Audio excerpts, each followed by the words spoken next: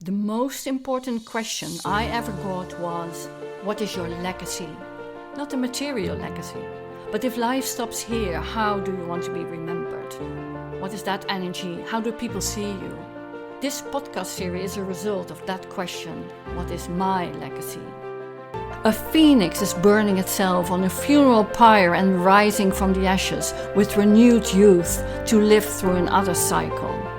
This fertile ash is filled with phoenix frequencies of compassion, love, forgiveness, intuition, wisdom, generosity, resilience, creativity, and evolution and involution.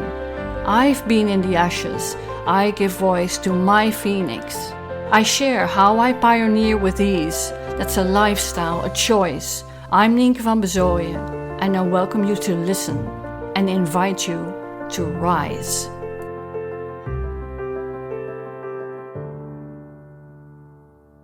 Welcome to the Phoenix Frequencies. The last episode I spoke about the inner conflict of the Koreans I noticed on my journey in October. The peaceful, respecting community overshadowed by the Western striving and proving. Inner conflict, feelings of shame. But how about my roots? I live in a delta country.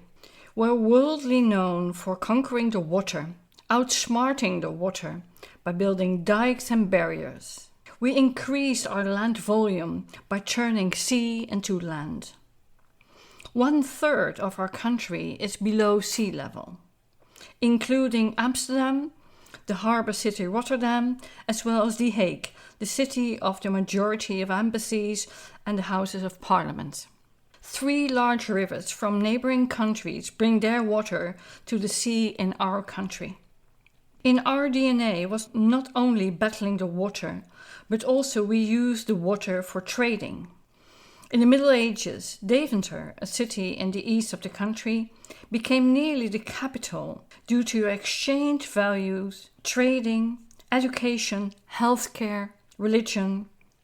But the Dutch swapped the exchange for expansion. We sailed the seas. Dutch cities, names and areas we can see all over the world. Just like the Portuguese, the Spanish, the British, the French, we got greedy. Trade became a trick. Our religion, in the name of Christianity, ruled and killed and enslaved whole populations.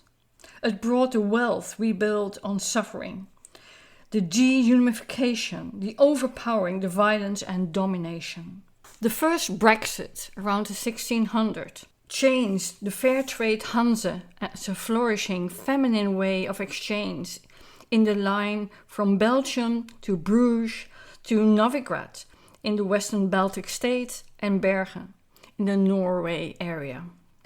The desire to maintain the ego-based status of money and wealth of the Europeans went across the world. If the native population didn't prove they owned their land in the way the Europeans saw ownership, the Europeans claimed the land. Arrogance, bullying, violence. Many battlefields later, look at us, the Dutch. As tourists, we are often seen as loud, bold and unpolite. Our Dutch directness isn't always appreciated, as we became good listeners to our own good. Not so often others. We often think we know all the best, intellectual, and being humble is seen as weak. We better outsmart that. Excuses is losing our face, hurting our pride. We want to be seen as a small country with a cleverness that outsmarted nature.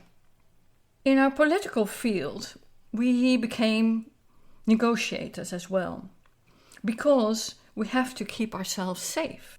A polder is a land that is created by keeping the water out, the river or a sea.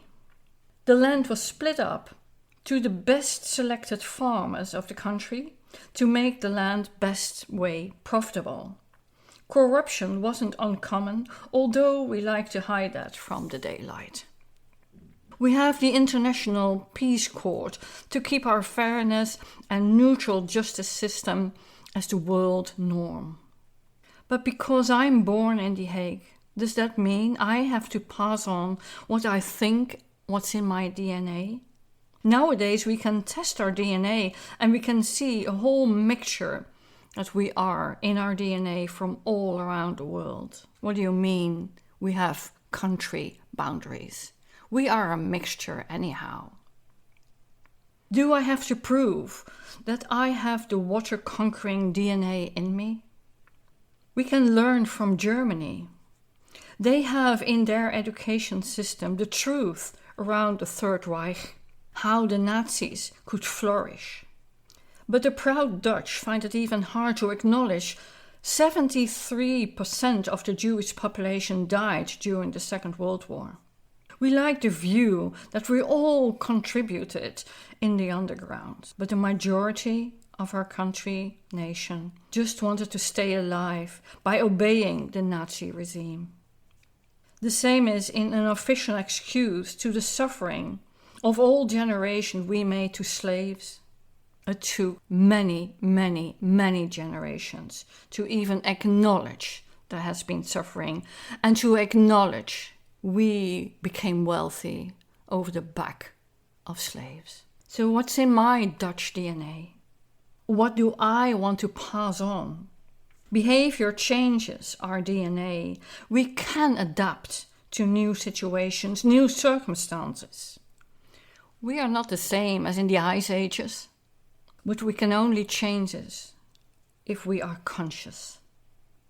If we wake up to transform what isn't serving us any longer. The part of my Dutch or European DNA that isn't serving the bigger picture, the arrogance, the overpowering, I like to let it go. Not by denying, but by showing up different and changing my DNA. Maybe I like some of the Hanza DNA. I don't mind to keep a bit.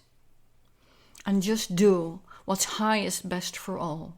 We can all change our DNA to what serves humanity, what serves our planet. We don't want to be woke, but please stay awake.